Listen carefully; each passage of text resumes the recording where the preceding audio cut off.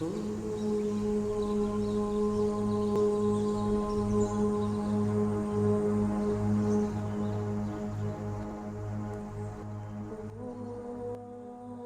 Isabelle, bonjour Yannel. Bonjour Aline, bonjour Isabelle. J'ai l'impression de parler. Bon, on va se la péter avec notre micro pour le vent.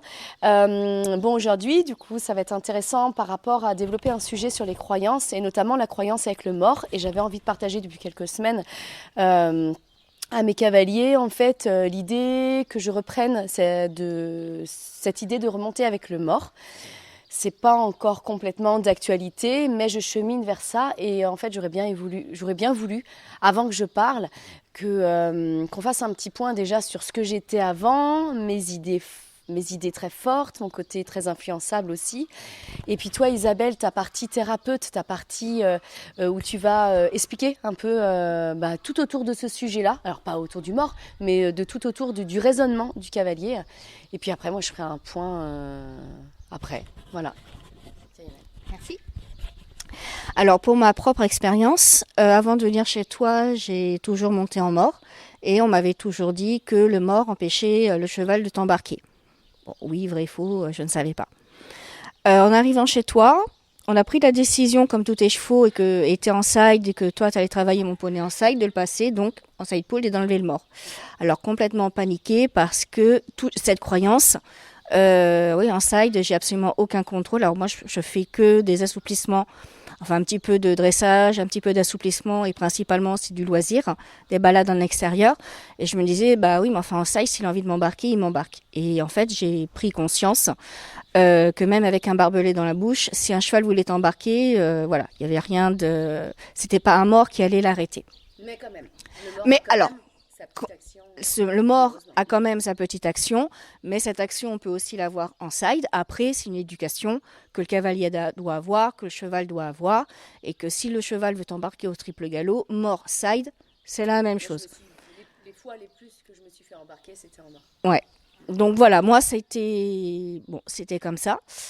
Je repasserai pas pour ce que moi je fais, je repasserai pas mon poney en mort, c'est certain, parce que j'ai senti vraiment le confort qu'il avait lorsque je lui ai enlevé cette barre en fer dans la bouche. Bon, il a fallu que tu le travailles, que tu l'éduques pour lui apprendre. Donc pour moi, c'était très bien. Je te vois depuis un petit moment, effectivement, remonter certains de tes chevaux en mort. Moi, ça m'a pas... Ça fait pas longtemps. Non. Ça fait pas longtemps. Ça a juste commencé avec Shelima, mon poney infernal, magnifique, extraordinaire, que j'aime à la folie, mais qui est parfois ingérable. Et tu as raison tout à l'heure d'avoir dit que c'est une question d'éducation. Et Shelima, en fait, j'ai reconnu entièrement qu'il y avait un super loupé, en fait, que j'ai laissé trop longtemps mon poney, mon poulain, mon cheval en dehors du travail, et qu'il a été élevé à la maison. Ça fait partie des chefs de troupeau, et j'aurais dû cadrer beaucoup plus. Et voilà, c'est pas forcément, ça n'a pas été forcément fait, ça n'a pas été fait. Et l'utilisation du mort que j'ai eu, c'était vraiment pour vraiment avoir l'objectif, je veux tenir mon cheval. Sinon, sincèrement, tu m'as vu en licol, je le tenais pas. T'as beau avoir de l'étau ou quoi, ou repasser avec des bases, à un certain moment donné, non, chez Lima, non. Et là, il y a des règles. Ça, tu ne peux pas faire ça. Donc, non. Et c'est vrai que je le sors en extérieur en mort. Je n'utilise pas mon mort, mais je sais que s'il se passe quoi que ce soit, je l'ai. La dernière fois, j'ai sorti en side chez Lima. Magnifique, magnifique, super rando. Il y a un moment, il m'a fait chier et il y avait une route pas loin et je me suis dit, il y avait un grand chemin, il voulait galoper. J'ai dit non, là on a déjà trotté galopé, là on se détend, il y avait un cheval devant et franchement, je me suis dit merde, j'aurais dû avoir mon mort. Là pour le coup parce qu'il recommençait à avoir un peu le dessus et il n'était pas encore assez près dans le travail. Donc j'essaye de pas m'éparpiller, donc c'est chez Lima quelques fois et là je commence avec le mort, mais je raconterai après. Je vais te laisser parler avec Chaman, bientôt Dorian, mais je le fais d'une manière encadrée. Et attention, surtout un bitfitter, une bitfiteuse, ça se dit pas, mais Clotilde Wibo, une saddle fiteuse, qui est venue pour me faire une séance avec mon cheval de bitfitting, donc c'est-à-dire pour vraiment étudier quelle mort je pouvais mettre, l'espace entre les deux barres. Ensuite, les positionnements des dents et donc savoir, en fonction des barres, par exemple sur mon cheval, Sur Shaman, j'ai des barres en triangle.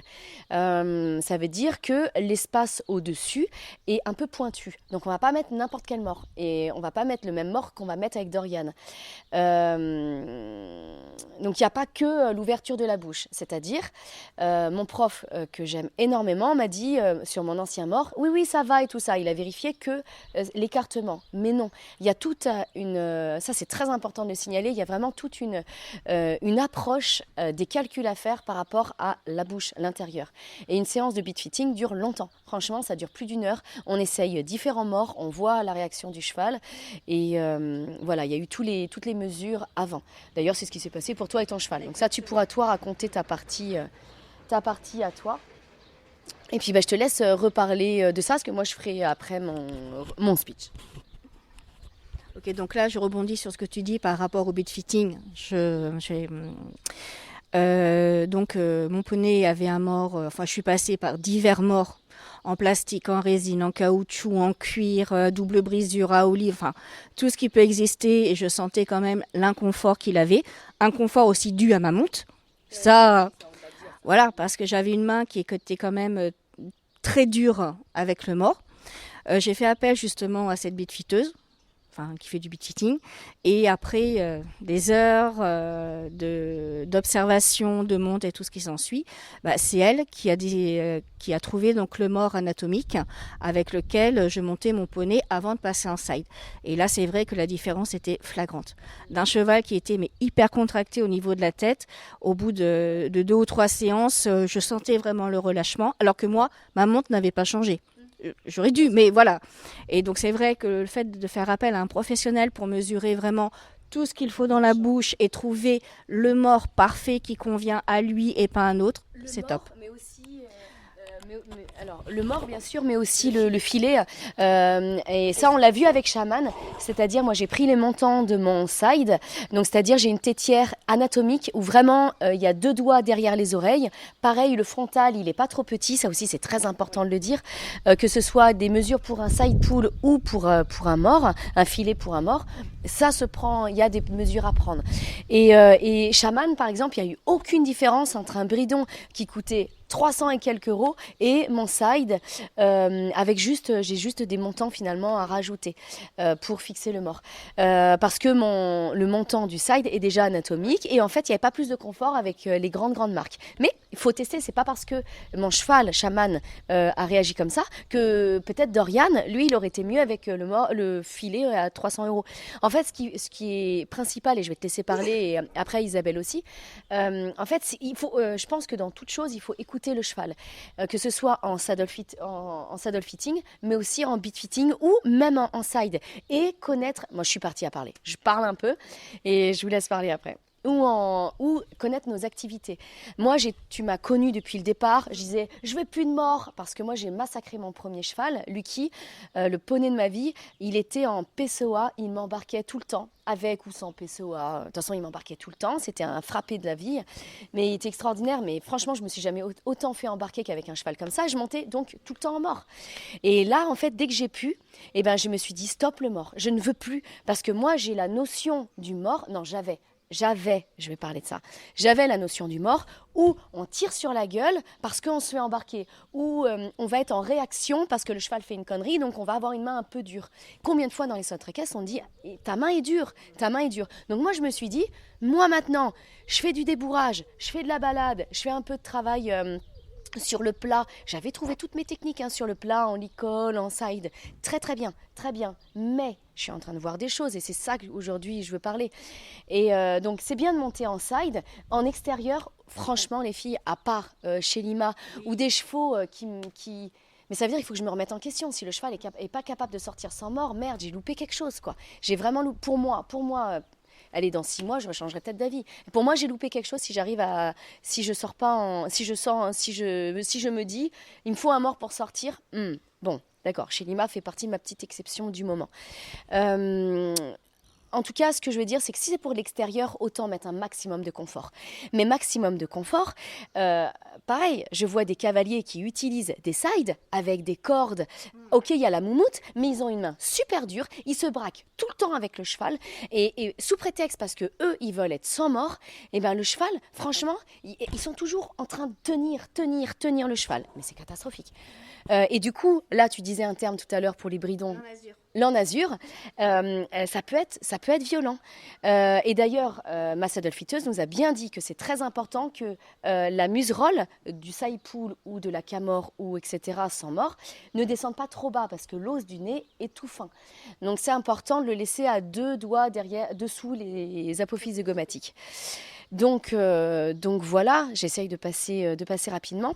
Mais maintenant que je me remets dans les cours classiques avec mon prof, où au début c'était juste pour me mettre à l'obstacle, parce que ça faisait longtemps que je m'étais pas remis à l'obstacle.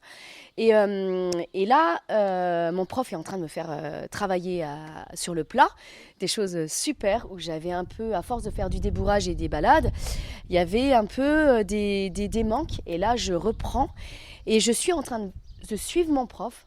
Et j'arrive à imaginer, mais j'en suis qu'au début, donc on fera une vidéo plus tard, mais que ça peut être confortable pour le cheval, encadrant et sécurisant pour le cheval, pas pour nous. Le mort, c'est pas pour nous. Ça peut être quelque chose, même comme dit ma saddle-fitteuse, de très décontractant, d'avoir justement ce mort. Exactement, c'est ça. Où le cheval en fait peut jouer avec le mort, peut se reposer et que ce soit pas le nez et toute la lourdeur du cheval qui pose sur son nez. Et on peut obtenir, et ça je veux bien croire mon prof et tous les gens qui m'ont toujours dit ça, c'est qu'on peut obtenir des choses différentes de sans mort. Mais mon prof me dit qu'une fois qu'on a acquis en mort, on peut l'obtenir sans mort. Donc c'est une démarche, c'est un processus. Mais avant j'étais braquée, non, pas de fer, pas de mort, les chevaux vivent pas en boxe. Voilà, mon vieux cheval il est très content d'être en boxe. Bon, en fer non, j'ai pas encore changé d'avis. Mais voilà, après bon, tranquille, hein, je pense pas changer d'avis, mais pourquoi pas. Voilà, en tout cas moi là où j'en suis dans ma notion du pourquoi pas d'utiliser un mort. Est-ce que Isabelle, je peux te laisser un peu parler sur toi dans ta partie thérapeute Allez, vas-y. Rebondir un petit peu sur ce que vous avez dit. Donc, ce qu'il faut savoir, c'est qu'une croyance, c'est une pensée que l'on a qui prend réalité par nos comportements, par nos paroles, par nos jugements. En fait, la croyance il y a 2 sortes de croyances. Il y a la croyance adaptée, positive, qui nous permet de progresser, et des croyances inadaptées, limitantes, qui font dire à certaines personnes « je suis nul, j'y arriverai pas ». Donc ce sont des croyances qui mènent à l'échec. Pour qu'on évolue dans sa croyance, comme tu l'as expliqué, il faut avoir un doute ou un influenceur. Je prenais l'exemple tout à l'heure du Père Noël. Si l'enfant n'a pas de doute sur son existence ou un camarade influenceur qui lui dit qu'il n'existe pas, il va continuer à y croire. Donc, pour évoluer dans sa vie, c'est très très bien d'évoluer dans ses croyances, il faut s'interroger. Et là, on peut effectivement revenir sur des convictions et évoluer. Donc, pour moi, c'est très positif ce que tu vis, ce que vous vivez. Alors, moi, je ne sais pas exactement où ça va me mener tout ça. Je suis au début de l'expérience. Le tout, c'est que je me dise que je ne me ferme pas à cette expérience que me propose mon prof. Et puis voir où ça peut aller dans la réponse du travail avec le cheval.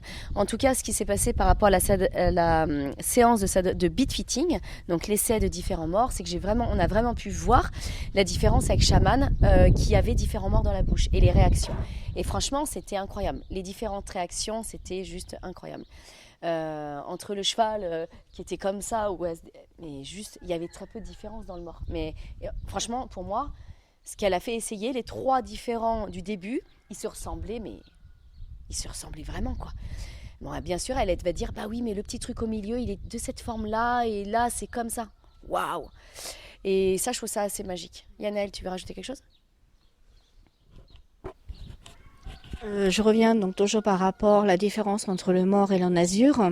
J'ai toujours eu, moi, cette conviction qu'il vaut mieux monter, alors qu'on soit pour ou sans mort, moi, j'ai absolument aucune conviction, enfin, j'ai aucun parti pris là-dessus. Cependant, je crois qu'il vaut mieux monter avec un mort en ayant une main légère qu'avec une en-azur avec une main lourde ou une main dure. Voilà, ça c'est juste une certitude. Après, c'est vrai qu'il y a des chevaux qui sont plus confortables avec un mort. Voilà, on a beau essayer de les éduquer, tout ce qui s'ensuit en acamor, en side, en cordelette, en licol, tout ce qu'on veut. Il y a des chevaux, c'est comme ça. Ils ont besoin d'avoir cette sensation de mort dans la bouche pour justement saliver, pour se décontracter. Et ils sont beaucoup plus sereins. Et si on les laisse juste avec une en-azur, ils peuvent, je dis pas que c'est comme ça que ça se passe, mais ils vont être moins confortables. Confort pour eux, pas pour nous. Hein. Voilà, il y a des chevaux qui ont besoin d'avoir un mort pour être, ne serait-ce même que pour la balade, pour être bien, parce que voilà, ils sentent le contact réel. Enfin, peut-être que parfois le contact peut mieux se passer avec le mort et la main du cavalier. Ils le sentent un peu plus. Où ils vont plus saliver, ils vont plus se décontracter. Donc pour certains, c'est vraiment une nécessité. Et ne pas être pas buté, mais ne pas se dire « Oh là là, le mort c'est mal, je suis contre le mort, l'en-azur c'est bien ». Non. Déjà, ça dépend de l'activité qu'on fait, ça dépend de la réaction du cheval, de son confort à lui, et ça dépend, nous, vaut mieux qu'on monte en main légère avec un mort, comme je disais tout à l'heure, qu'en main dure avec un side, qu'en main dure avec un side, parce qu'on a peur qu'il nous embarque, parce qu'on tire dessus. Ou parce qu'on n'a pas de réponse. Ou parce moi, mes cavaliers, mes cavaliers qui sont en train, en ce moment que je suis en train de former là, je suis désolée, ils n'ont pas tout de suite la réponse du cheval, par exemple sur une flexion d'encolure, sur une incurvation, et donc en fait ils y vont en force. Ouais. Les bras sont rigides et en fait le cheval vient se bloquer sur le licol, parce que là c'est en licol, c'est même pas en side, c'est en licol, et finalement ils auraient un corps souple à accompagner et même une main légère avec le mort, le cheval ne serait pas embuté comme ça. Pourquoi pas? Je sais pas, voilà. Je suis vraiment pour parler de cette évolution et de voir le côté positif là-dedans. Est-ce que les filles, vous avez quelque chose à rajouter? Super. À bientôt pour la prochaine vidéo. Merci beaucoup. Merci.